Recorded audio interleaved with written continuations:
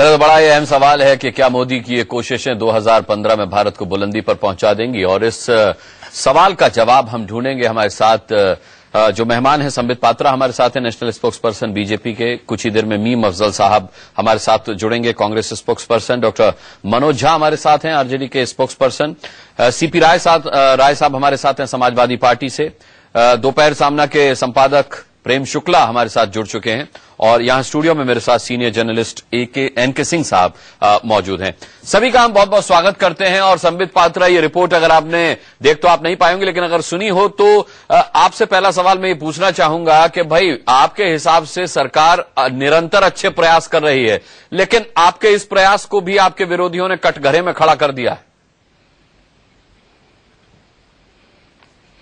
पहली बात तो है अनुराग, मैं आपको भी, आपके तमाम दर्शकों को और जितने बड़े लोग यहां पैनल में बैठे हैं सभी को हाथ जोड़ के नववर्ष की बहुत बहुत शुभकामनाएं दूंगा और कहूंगा कि आगे देश अच्छे दिशा की और बढ़े, यही हमारी कामनाएं हैं।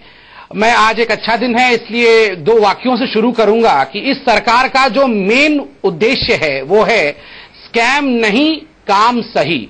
अब देखिए, आप अगर ध्यान से देखेंगे, लगभग 7 महीने हो गए, एक भी स्कैम की सुगबुगाहट तक आपने सुनी नहीं है।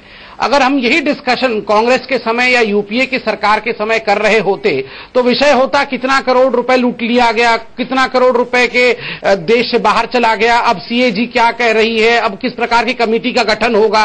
तो यहां केवल हम काम का निरीक्षण कर रहे हैं और निरंतर काम हो रहा है। नहीं, लेकिन आपकी इस बात में दम नहीं है संबित, इस पर भी सवाल उठ सकते हैं, क्योंकि मनमोहन सरकार में यूपीए के कार्यकाल में जो घोटाले हुए वो कोई शुरुआती 6 महीने में नहीं हो गए थे, 3-4 साल लगे थे उन्हें भी होने में।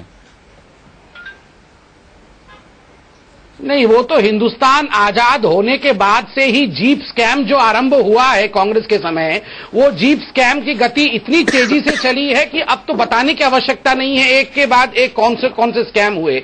तो मनमोहन जी के समय स्कैम उससे पहले से चले आ रहे हैं कांग्रेस के, बोफोर स्कैम हो या उससे पहले के तमाम स्कैम हो। खैर, अच्छे दिन में, आज नववर्ष में स्कैम्स का नाम नहीं लेते हैं, आज अच्छे अच्छे जो कदम उठाए गए हैं सरकार के उसका नाम लेते हुए आरंभ करते हैं।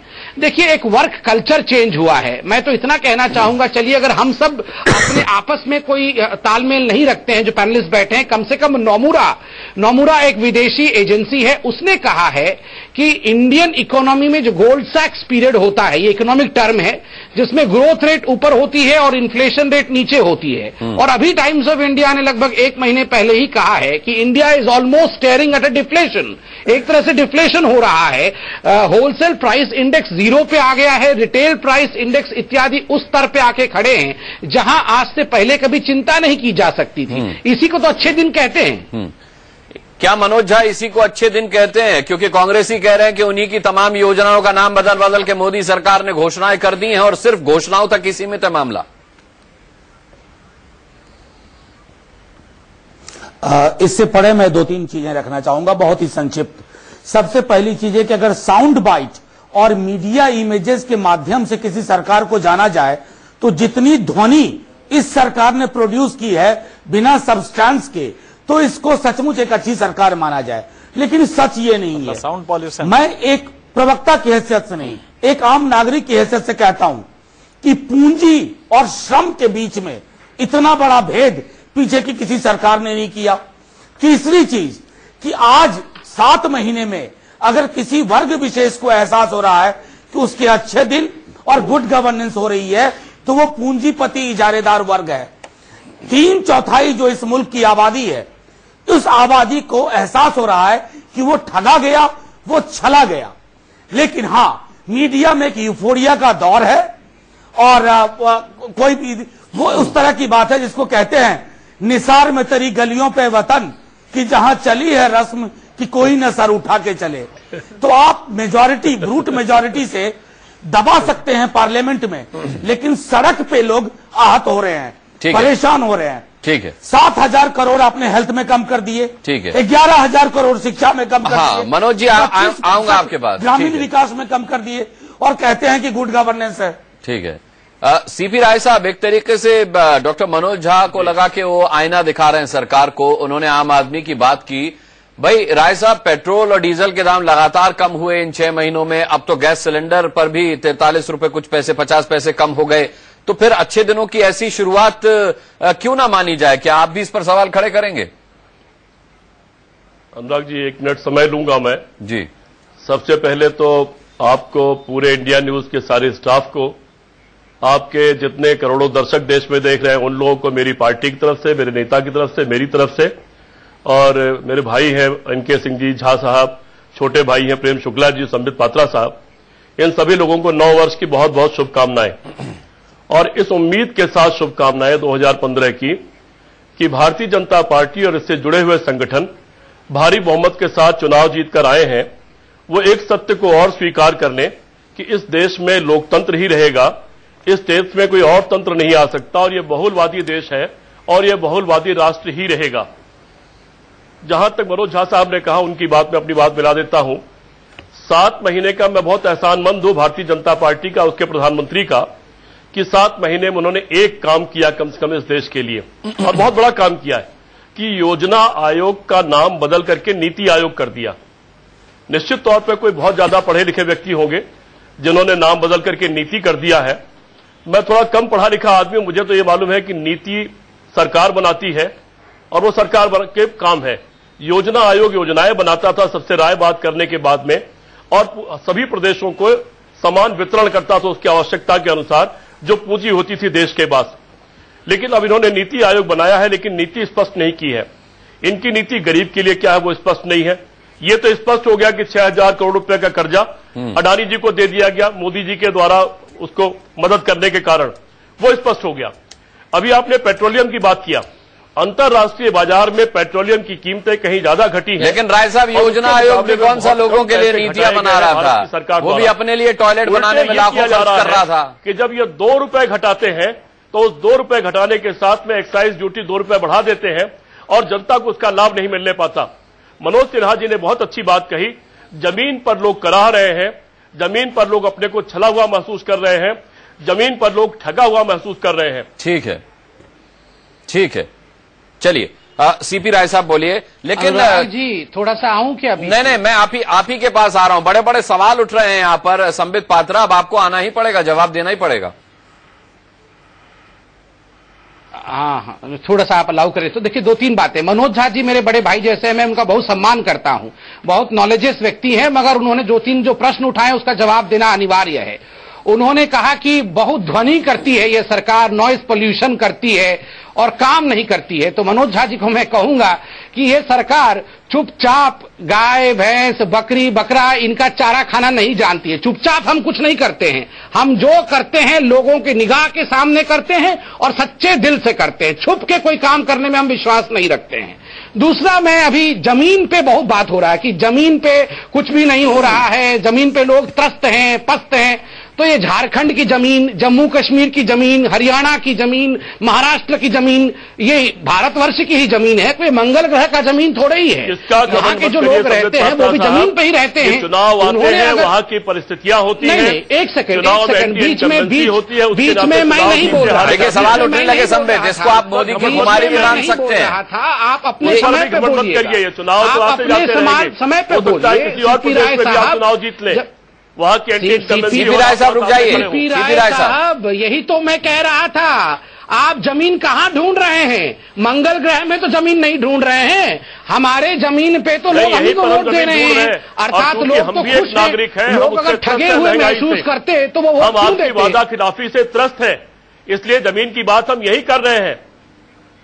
नहीं, वो अपोजिशन त्रस्त रहे तो ठीक है, हमें कोई परेशानी नहीं है उससे।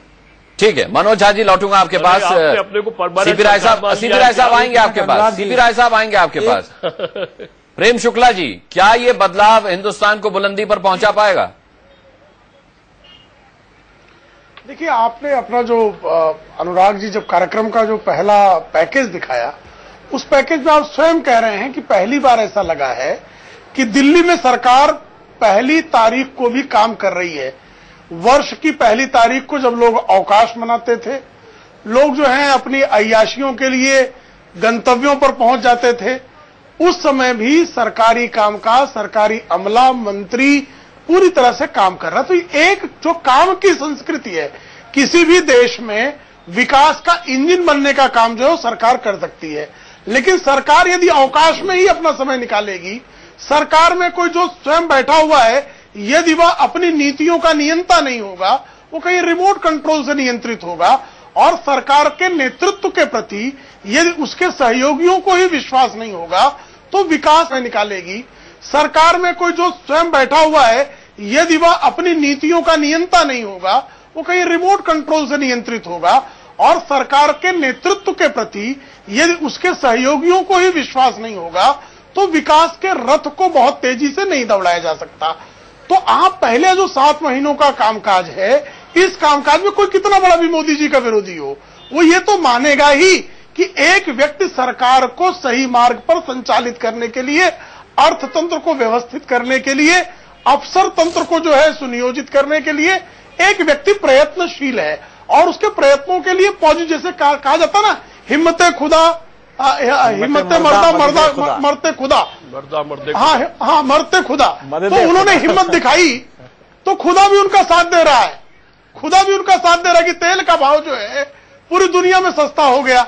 उसका लाभ आपको अंततः भारतीय अर्थव्यवस्था को भी, तो इसका क्रेडिट लेकिन मोदी सरकार को थोड़े देंगे, जो है इसका क्रेडिट प्रेम शुक्ला जी मोदी सरकार को थोड़े क्रेडिट भले नहीं, मैं कहां दे रहा हूं क्रेडिट, लेकिन मैं ये कह रहा हूं खुदा भी उसका साथ दे रहा है जो हिम्मत दिखा रहा है। चूंकि वो काम कर रहे हैं, हिम्मत दिखा रहे हैं, तो खुदा भी उनका साथ दे रहा है, यही मैं कह रहा हूं। नहीं, लेकिन इसका क्रेडिट आप मोदी सरकार को तब तक नहीं दे सकते प्रेम शुक्ला जी, जब तक बाकी चीजों के दाम कम नहीं होंगे, खाने पीने की वस्तुएं कम नहीं होंगी, दूध के दाम नहीं घटेंगे।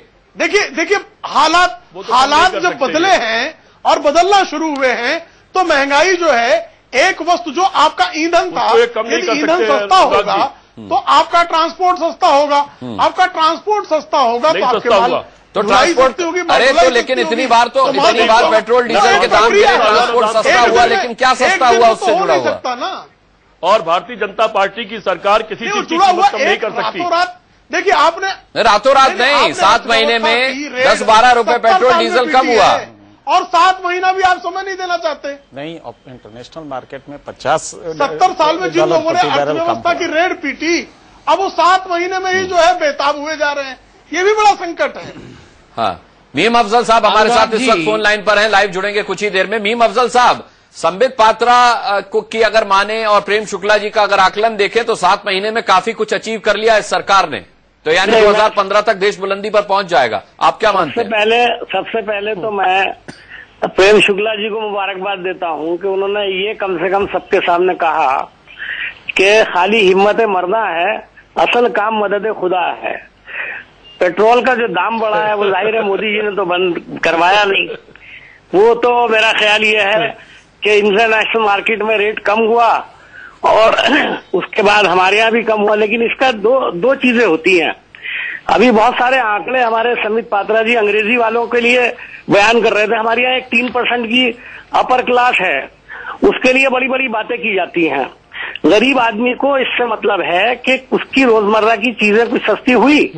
देखिए अभी 4 रुपए पेट्रोल पे, डीजल पे बढ़ा दीजिए, आप 5 रुपए बढ़ा दीजिए, उसके अगले दिन से स्कूटर वाला कहेगा कि पैसे ज्यादा बढ़ाओ, हड़ताल करेगा, सारे काम करेगा, सब्जी महंगी हो जाएगी, सब चीजें, क्यों?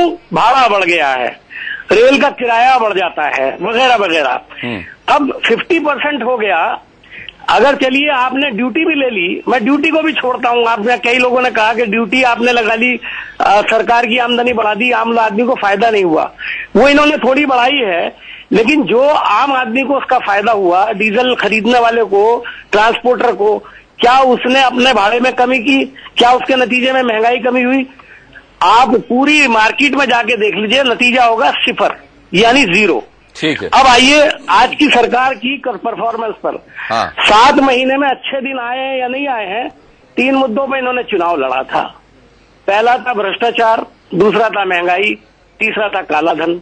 ईमानदारी से बता दें, सारे पैनलिस्ट बैठे हुए हैं, इन तीनों चीजों में अवाम में जाकर के पूछिए भाई। अब तो साल की पहली तारीख को भी सारे अफसर, नौकरशाह और राजनेता काम कर रहे, हो जाएगा ना, थोड़ा इंतजार तो कीजिए मीम अफजल साहब। मैं उसकी तारीफ करूंगा कि अगर आज पहले दिन लोगों ने काम किया है तो बड़ा अच्छी बात है, लेकिन ये पहले दिन नहीं किया है। ये अपनी सरकार को इंसल्ट कर रहे हैं, मोदी जी को इंसल्ट कर रहे हैं। मोदी जी पहले दिन से ये बात कह रहे हैं कि आप वक्त पर आइए, और काफी वक्त पर आने भी लगे हैं। मंत्री लोग रात को देर तक भी बैठते हैं। मैं दिल्ली में रहता हूँ और मैं जाता भी रहता हूँ मिनिस्ट्रियों में, तो ये बात मैं कह सकता हूँ कि काफी लोग वक्त पर आ रहे हैं, लेकिन डिलीवरी क्या है? इन्हीं के एक थिंक टैंक हुआ करते हैं हमारे शौरी साहब, उन्होंने कहा बर्तन बज रहा है, बर्तन सज गए हैं, उनकी आवाज आ रही है, खाना नहीं आ रहा। खाना कब आएगा? तो बुनियादी बात ये डिलीवरी क्या है? डिलीवरी अभी तक जीरो है, और जो कुछ अब तक डिलीवरी है वो पुरानी सरकार में। आज फिर दोहराता हूं अपनी बात को कि मौजूदा सरकार को अगर मैं photostat copy of previous government कहूं, photostat copy of previous government कहूं तो गलत नहीं होगा। और दूसरी बात ये, बड़ा अच्छा शेर सुनाया अभी किसी ने यहाँ पर, मेरा एक शेर सुन ले खासतौर पर सम्मित जी और हमारे प्रेम शुक्ला जी, कि अभी जनवरी है, नया साल है, दिसंबर में पूछेंगे क्या हाल है। अभी तो 7 महीने में आपने कुछ नहीं किया है। आज बड़े बड़े कुछ काफी टीवी प्रोग्राम ने दिखाया कि 7 मैं बताता हूँ क्या हाल है, आप अलाउ करें तो ठीक है। संबित आऊंगा आपके पास, मीम अफजल साहब आपके पास भी लौटेंगे। एनके सिंह साहब, ठीक है, विरोधियों का काम है हमले करना, विरोधी हमले कर भी रहे हैं, अच्छे अच्छे जहर बुझे तीर वो मार रहे हैं, और संबित पात्रा का काम है अपने आप को डिफेंड करना। भाई ठीक है कि सरकार की नीतियों का बखान करना, वो संबित पात्रा कर रहे हैं, लेकिन आपके हिसाब से जनता को क्या मैसेज जाना चाहिए? जो भी मोदी सरकार घोषणाएं कर रही है, या जिस तरीके के एक बदलाव कार्यशैली में उन्होंने इंट्रोड्यूस किए हैं। अनुराग, भारत में एडवर्सेरियल डेमोक्रेसी का प्रिंसिपल है, इसलिए मीडिया का भी काम सरकार की गलतियों को देखना होता है। हाँ, अब विपक्ष की तरह तो नहीं, एलिमेंट ऑफ बायस नहीं होता, लेकिन सरकार की गलतियां देखना उसका काम होता है। बड़ा अच्छा लगता है जब आता है कि न खाऊंगा न खाने दूंगा। 65 साल से हम त्रस्त हैं ये खाने वालों से, तो जब कोई राजनेता कहता है तो बड़ा अच्छा लगता है। उसी तरह यह भी अच्छा लगता है कि अफसर टाइम पे आए, और 2 अक्टूबर को जब अफसर पहुंचता है भुनभुनाता हुआ तो भी बड़ा अच्छा लगता है। आज भी बड़ा अच्छा लगा जब जनवरी में भी अफसर अपने कमरों में दिखाई दिए, क्योंकि त्रस्त थे हम, माइल एडमिनिस्ट्रेशन से त्रस्त थे, बड़ा अच्छा लगा। आज ये भी अच्छा लगा कि पहली बार एक पब्लिक वेलफेयर पॉलिसी, बड़ी पॉलिसी, हेल्थ पॉलिसी आ रही है, जिसमें फंडामेंटल राइट में हेल्थ को, स्वास्थ्य को दिया जा रहा है, और स्वास्थ्य के लिए 2.5% जीडीपी का खर्च करेंगे ऐसा माना जा रहा है। ये चीजें पहली बार मुझे लगा 1 जनवरी को, आज जब हमने अखबार पढ़ा और जानकारी ली तो पता लगा कि सरकार शायद पॉलिसी फ्रेमिंग में, मैं 7 महीने से बहुत मायूस था, मुझे लग नहीं रहा था, क्योंकि ये जो होते हैं ये जनता को खुश तो करते हैं जुमले, टॉयलेट बनवाएंगे, ये अच्छा लगता है, लेकिन टेंजिबल रिजल्ट क्या रहा ये नहीं समझ में आ रहा था। आज पहली बार लगा कि नई स्वास्थ्य पॉलिसी एक आ रही है। हाँ, उसमें डिले हो रहा है, यह बात अलग है, लेकिन दूसरा पक्ष इसका देखें, 2.5 लाख करोड़ क्या रेवेन्यू सेव होने जा रहा है इंटरनेशनल प्राइसेस पेट्रोलियम के कम होने की वजह से। आपका फिस्कल डेफिसिट की प्रॉब्लम काफी हद तक दूर हो जाएगी अगर आप चाहें तो। बहुत अच्छी इकोनॉमी, और मदद खुदा की जो बात है, दरअसल मोदी जी को खुदा भी मदद कर रहा है। ये जो जुमला दिया उन्होंने प्रेम शुक्ला जी ने, बिल्कुल सही है कि बहुत अच्छी तरह खुदा मदद कर रहा है। इंटरनेशनल प्राइसेस $50 पर बैरल गिरी हैं, 2.5 लाख करोड़ का। खुदा मदद कर रहा है या मोदी भी कुछ कर रहा है? बस वही यही कह रहा हूं कि जो पहला पार्ट है वो ये है कि क्या वाकई इससे टेंजिबल रिजल्ट्स आ रहे हैं। इसके ना, चूंकि हम लोग इंडिपेंडेंट एनालिस्ट हैं, तो हम ये मानेंगे कि अभी तक 7 महीने में जिन एरियाज में टेंजिबल रिजल्ट्स आने चाहिए थे उनमें उतना रिजल्ट नहीं। आप उदाहरण के लिए आप लीजिए, 2 अक्टूबर को स्वच्छता अभियान शुरू हुआ, अभी ताजा रिपोर्ट है कि आज तक 5 लाख शौचालय बने हैं। अगर इस रफ्तार से रहा तो साल में 20 लाख शौचालय बनेंगे।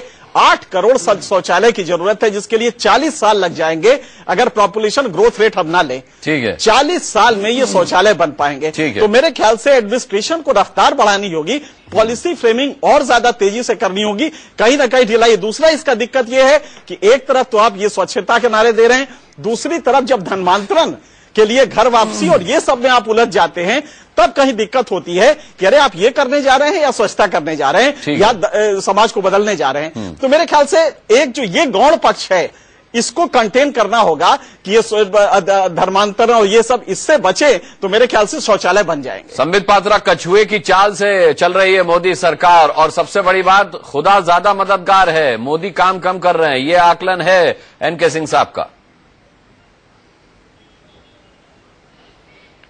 मैं अभी एक एक करके जवाब देता हूं। पहला तो मीम अफजल साहब को मैंने सुना, वो एक है, बड़ा अच्छा कविता है, मुझे लाइन तो एग्जैक्टली याद नहीं आ रहा। कुपथ कुपथ रथ दौड़ाते, कुपथ कुपथ रथ दौड़ाते, पथ संचालन करते। वो जिन लोगों ने रथ को कुपथ पे दौड़ाया था, अब वो पथ संचालन कर रहे हैं कि किन राह पे चलना चाहिए। देश को जिन्होंने लूटा वो अब समझा रहे हैं कि नीतियां कैसी होनी चाहिए। ये बड़ा हास्यास्पद है। एक तरफ मीम साहब कहते हैं कि डिलीवरी नहीं हो रही है, और उसी सांस में मीम साहब कहते हैं कि कार्बन कॉपी है, फोटो कॉपी है ये सरकार। पहले मीम साहब सोच लें, डिलीवरी नहीं होना फोटो कॉपी है या डिलीवरी होना फोटो कॉपी है, ये भी बता दे। तीसरा विषय है पेट्रोल पे आज बहुत चर्चा हो रहा है। हिम्मते मर्दा मदद खुदा, बिल्कुल सही बात है। प्रभु उसके साथ होता है जो अपनी ताकत पहचानता है, और पेट्रोल के प्राइसेस कम हो रहे हैं। हम जनता तक पहुंचा रहे हैं, लाभ पहुंचा भी रहे हैं। लाभ नहीं पहुंचा पा रहे ना। देखिए कांग्रेस, अरे संबित पात्रा, संबित पात्रा, 100 में से 100 आप लिए जा रहे हैं पेट्रोल डीजल के नाम पर। जनता को लाभ कुछ मिल नहीं रहा, उनके लिए क्या सस्ता किया आपने, बताइए। अच्छा, सुनिए 70,000 करोड़ रुपए का डेफिसिट, एक सेकेंड, 70,000 करोड़ रुपए का डेफिसिट रहा इस इकोनॉमी में, जो इकोनॉमी हमको हस्तांतरित किया गया। किस प्रकार से ये गड्ढा भरेगा, किस प्रकार से इसे ठीक किया जाएगा, जनता पे बोझ ना बढ़े, इकोनॉमी ठीक हो जाए, ये सरकार का काम है। दोनों काम बैलेंस करके चलना पड़ेगा। एक्साइज ड्यूटी बढ़ाया गया मगर रिटेल प्राइस पे कोई फर्क नहीं पड़ा। सरकार ने बुद्धिमत्ता का परिचय दिया। मगर मेरे हाथ में वोल्कर कमेटी का रिपोर्ट है। आपको ध्यान होगा कोफी अन्नान साहब ने एक कमेटी बैठाई थी कि जो इराक ऑयल सेल हुआ उसमें प्रॉफिट किसको गया, उसमें प्रॉफिट गांधी परिवार, उसमें प्रॉफिट कांग्रेस पार्टी को गया। खुद कांग्रेस पार्टी का नाम वोल्कर कमेटी में मेंशन किया गया है। सबसे बड़ा विषय है, हाल फिलहाल में मैंने आपके चैनल में डिबेट किया, जब नटवर सिंह जी किताब लिख रहे थे तो सोनिया गांधी, प्रियंका गांधी नटवर सिंह जी को मनाने गए थे कि हमारा नाम वोल्कर कमेटी के विषय में अपनी किताब में मत लिखिएगा। हमारी सरकार ऐसा काम नहीं करती है। जनता का पैसा लूट के, पेट्रोल का पैसा लूट के अपना पार्टी नहीं चलाती है। यही अचीवमेंट है, स्कैम नहीं, काम सही। ठीक है, ठीक है संबित पात्रा। मनोज झा साहब, जब संबित पात्रा ये कहते हैं कि सरकार बुद्धिमत्ता से काम कर रही है, तो वो ये भी कह रहे होते हैं कि विरोधी जो हैं उनकी बुद्धि पर पत्थर पड़ गए हैं। अनुराग जी, आजकल मैं थोड़ा इस तरह की बहस मुसाविर से थोड़ा परेशान रहता हूं, जहां एक हेजियोग्राफी चलने लगती है। संबित जी ने कुछ बातें शुरू में कही थी मेरी तारीफ करने के बाद, और अपराध और अभियुक्त की चर्चा की थी। मानवता के खिलाफ अपराध वाले लोग भरे पड़े हैं इनकी सरकार और इनकी पार्टी में। दूसरी चीज, आप तो पत्रकार रहे हैं, एनके सिंह साहब हैं, कौन से 7 महीने इस मुल्क की स्मृति में आपको याद हैं जब हर दिन धर्म परिवर्तन, धर्म वापसी, लोगों के बीच में दीवार, वहां कत्ल, वहां हिंसा, ये है गुड गवर्नेंस। 7 महीने में आपने इस मुल्क में हर जगह दीवार खड़ी कर दी है। और तीसरी चीज, इनकी परेशानी है कि इनको संविधान से देश नहीं चलाना है, संघ के विधान से देश चलाना है। और जब जब ये संघ के विधान से देश चलाएंगे, ये देश आहत होगा, टूटने की कगार पे पहुंचेगा। हमारे लिए मुल्क बचाना जरूरी है। मोदी जी की करतल ध्वनि में बहुत सारे लोग शामिल हैं। हमारे पास हमारे विपक्ष का अधिकार है और जनमानस हमारे साथ है। एक आध चुनाव जीत करके जमहूरियत खत्म नहीं हो जाती है। नहीं, एक आध चुनाव कहां से, चुनाव जीतने की तो एक लंबी फहरिस्त है। लोकसभा चुनाव जीता है भाई, और क्लियर मैंडेट के साथ सरकार बनाई है। मनोज झा साहब, मुझे लगता है भावावेश में ज्यादा बोल गए। चुनाव हारने की भी लंबी फहरिस्त है। नहीं, ठीक है, वो आप हिंदुस्तान में उनकी सरकारें रही हैं। हाँ, 2 सीटें इस पार्टी के पास थी। हाँ, तो ये तो इसका कमाल है, ये तो पॉजिटिव बता रहे हैं आप। वही तो मैं आश्चर्यचकित हूं कि आप आम जनता, आपने पाला तो नहीं बदल लिया मनोज झा साहब। मैं कह रहा हूं आम जनता को अधिकार दीजिए। हाँ, नहीं, आम जनता को अधिकार दीजिए। हाँ, उनकी सोच को आप कॉलोनाइज मत करिए। संबित पात्रा, लोग सोचना ही संबित पात्रा, और हर आदमी मोदी जी की करतल ध्वनि में शामिल हो जा। संबित पात्रा भाई, ऐसा क्यों लग रहा है विरोधियों को कि देश बचने वाला नहीं है अब? ये स्वाभाविक है, ये बड़ा स्वाभाविक है। विरोधियों का जब वो बुझना होता है, दिया बुझने से पहले फड़फड़ाता है। देखिए, सब मेरे सीनियर लोग बैठे हैं, मैं उनके लिए नहीं कह रहा हूं मगर पार्टी के लिए कह रहा हूं। ये जनता परिवार का निर्माण किया है इन्होंने।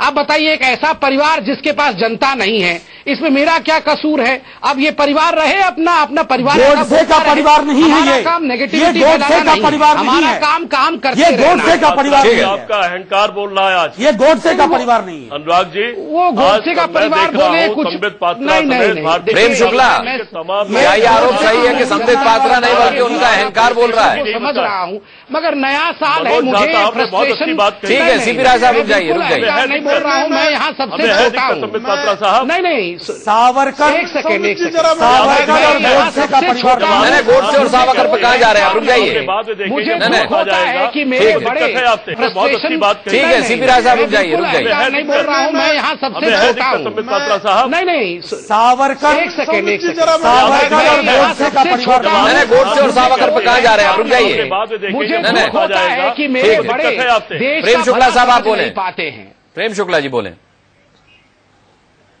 नहीं, राय झा साहब ने एक बड़ी अच्छी बात कही। झा साहब ने कहा कि सिर्फ सत्ता के लिए जो है वो करतल ध्वनि नहीं करनी चाहिए, और ये अच्छी बात है कि राष्ट्रीय जनता दल में जो है बहुत व्यापक परिवर्तन आया है। लालू जी से हम झा जी तक आ गए हैं।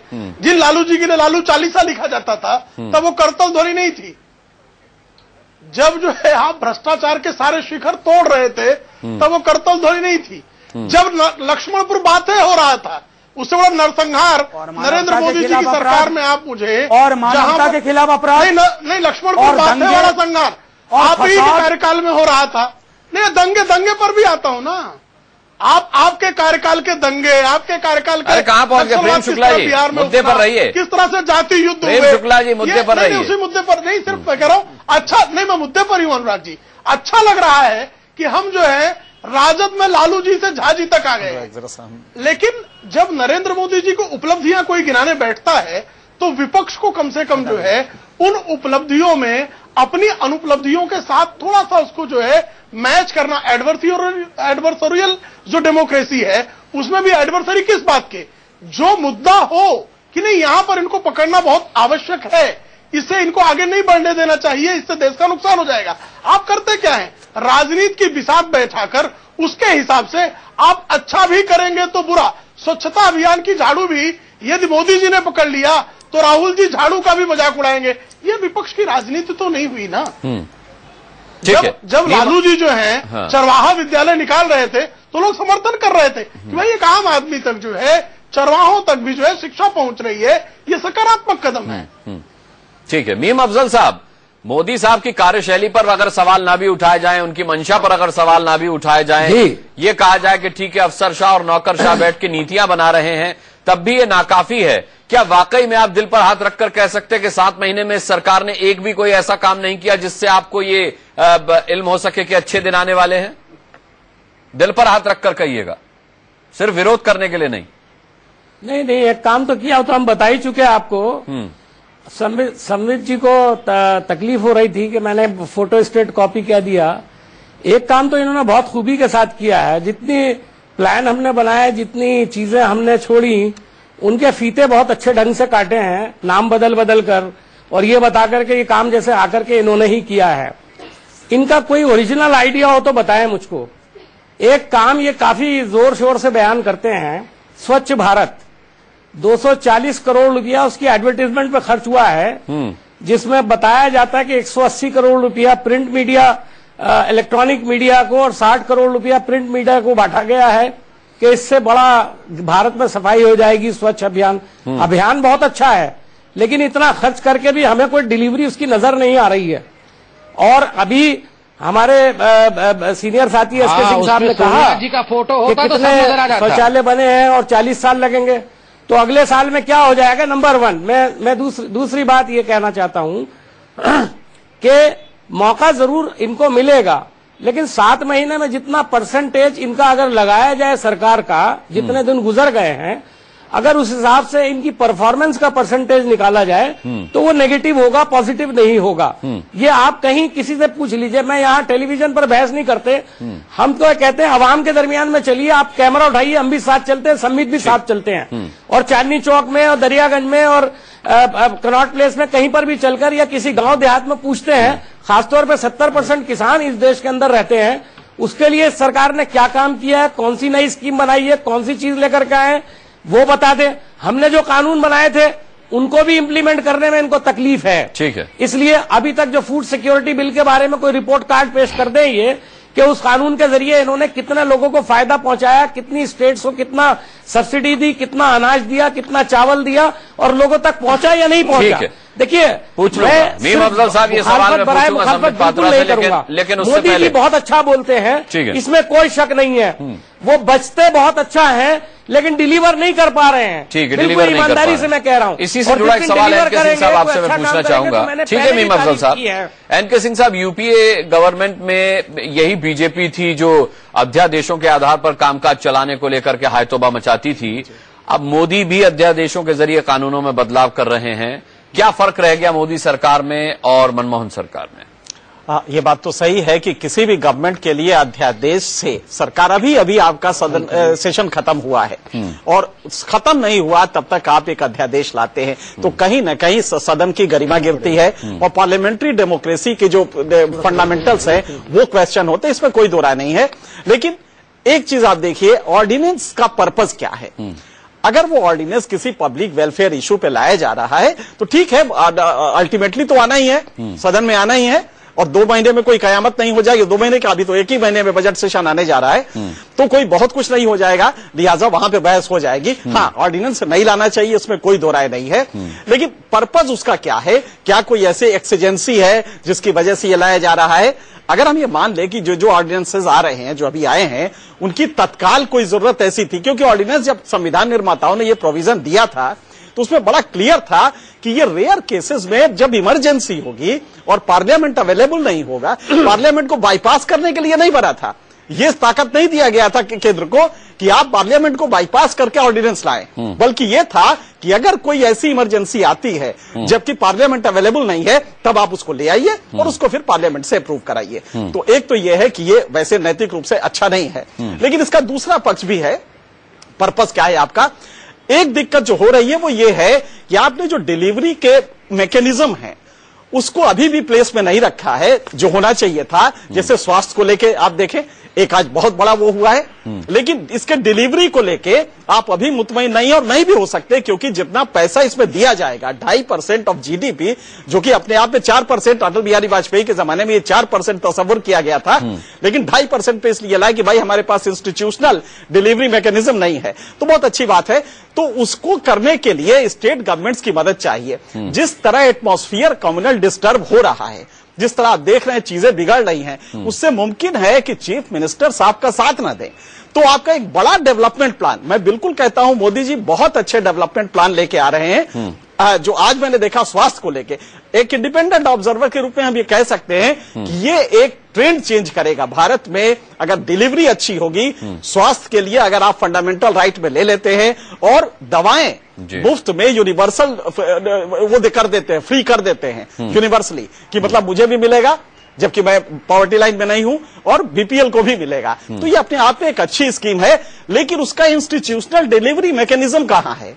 इसके लिए जो प्रयास होना चाहिए वो 7 महीने में प्लेस में आ जाना चाहिए। मुझे सिर्फ ये संशय है कि इसकी रफ्तार अगर नहीं बढ़ेगी तो मेरे ख्याल से वक्त खिंचता जाएगा और तब ये होगा कि पता लगा कि चीफ मिनिस्टर या तो सब पॉलिटिक्स के वो हैं, तो लिहाजा वहां पे दिक्कत हो जाएगी कि आपको कोऑपरेशन नहीं मिलेगा स्टेट गवर्नमेंट से। ठीक है, प्रेम शुक्ला, इसका जवाब आप देना चाहेंगे?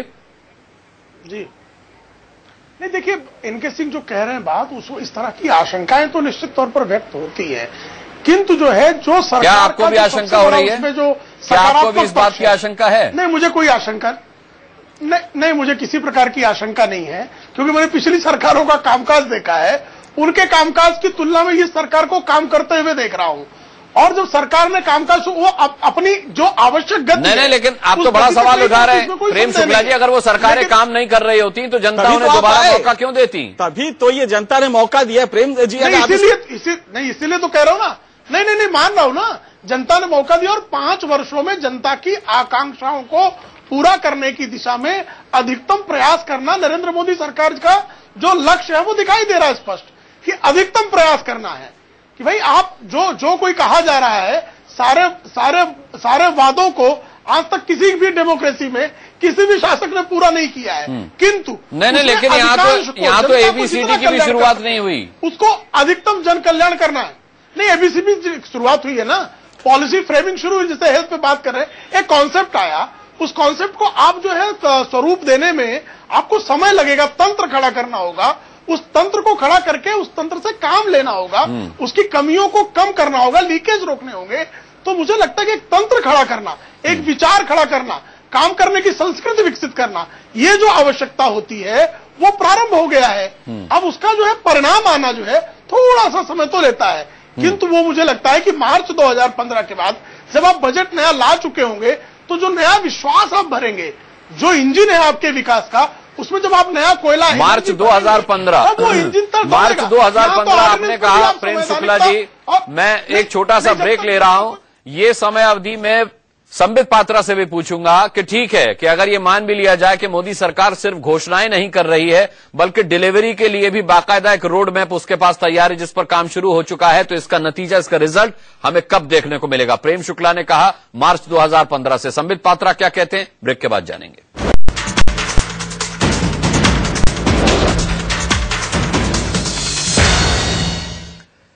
चलिए अब सीधे रुख करते हैं संबित पात्रा का। संबित पात्रा, प्रेम शुक्ला साहब को कोई आशंका नहीं है मोदी जिस तरीके से बदलाव और कामकाज कर रहे हैं, उनको लगता है कि मार्च 2015 तक इसके रिजल्ट सामने आने लगेंगे।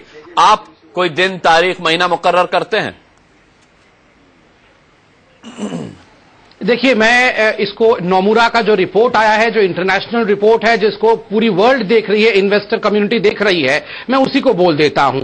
नोमुरा का कहना है कि 2015 बीच मध्य में, जो मार्च कह रहे थे अभी प्रेम शुक्ला जी, मध्य में जो इकोनॉमिक ग्रोथ रेट है वो लगभग 6 तक पहुंच जाएगा, 6.25 तक पहुंच जाएगा, ऐसा नोमुरा का मानना है। उसका मानना है कि उसके बाद जिस प्रकार एक प्लेन एरोड्रम में दौड़ती है, एयरपोर्ट में दौड़ती है, इंडियन इकोनॉमी का वही हाल है। And thereafter it will take off, उसके बाद टेक ऑफ होगा, अर्थात 7 से अधिक % का इंडियन ग्रोथ रेट हो जाएगा।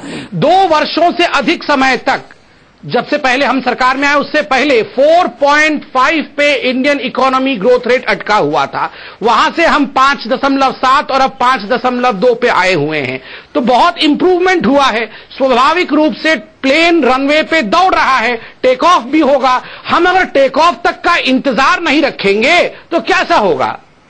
जी, इसमें बस एक ही चीज है कि जो ग्रोथ रेट हम लोग देखते हैं, ये मनमोहन सिंह की गवर्नमेंट भी देखती है। इसका एक फ्लॉ है कि अगर ये डिलीवरी आपका प्रॉपर नहीं है और इस जीडीपी वॉल्यूम को आप ट्रांसफर नहीं करते हैं पॉवर्टी स्ट्रिकन एरिया में, वो मुझे लगता है कि वो मोदी जी को बनाना है और वो मेरे ख्याल से तैयारी कर भी रहे हैं। लेकिन वो इंस्टीट्यूशनल मैकेनिज्म, ताकि ये जो ग्रोथ रेट आए, बिल्कुल सही है कि अगर आपका 2.5 लाख करोड़ सिर्फ आपका बचत होने जा रहा है पेट्रोल में ही, पेट्रोलियम प्रोडक्ट्स में ही, इसके इंटरनेशनल मार्केट्स में ड्रॉप की वजह से, जो कि अगले 3-4 साल तक रहेगा, और बल्कि अभी मुझे लगता है कि $70 पर बैरल है, ये 50 तक आ जाएगा।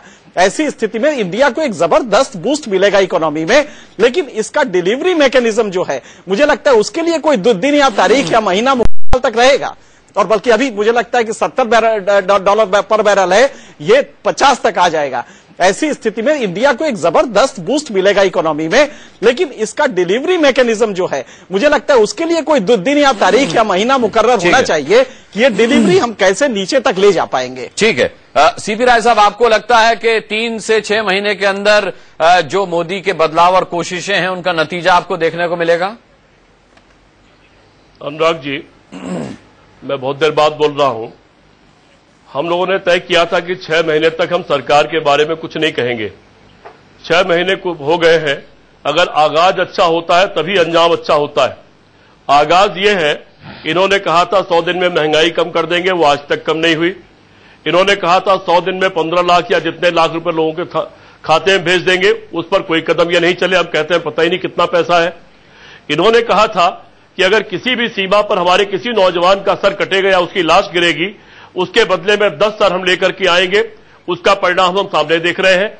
इन्होंने कहा था कि एक महामानव आने वाला है, उसके डर के मारे चाइना मैदान छोड़ करके भाग जाएगा, चाइना घुस करके टहल करके लौट जाता है, वो हम देख रहे हैं। जब इनकी आलोचना शुरू होती है, इनकी चर्चा शुरू हो जाती है इन बातों पर, तो कभी झाड़ू पकड़ लेते हैं, कभी हाथ कटवाने लगते हैं, कभी धर्मांतरण करने लगते हैं, कभी लव जिहाद करने लगते हैं। और ये करने वाले लोग जो हमको धमकी दे रहे थे कि जो मोदी को वोट नहीं देगा उसको पाकिस्तान भेज देंगे, उसको ये सरकार में शामिल कर लेते हैं।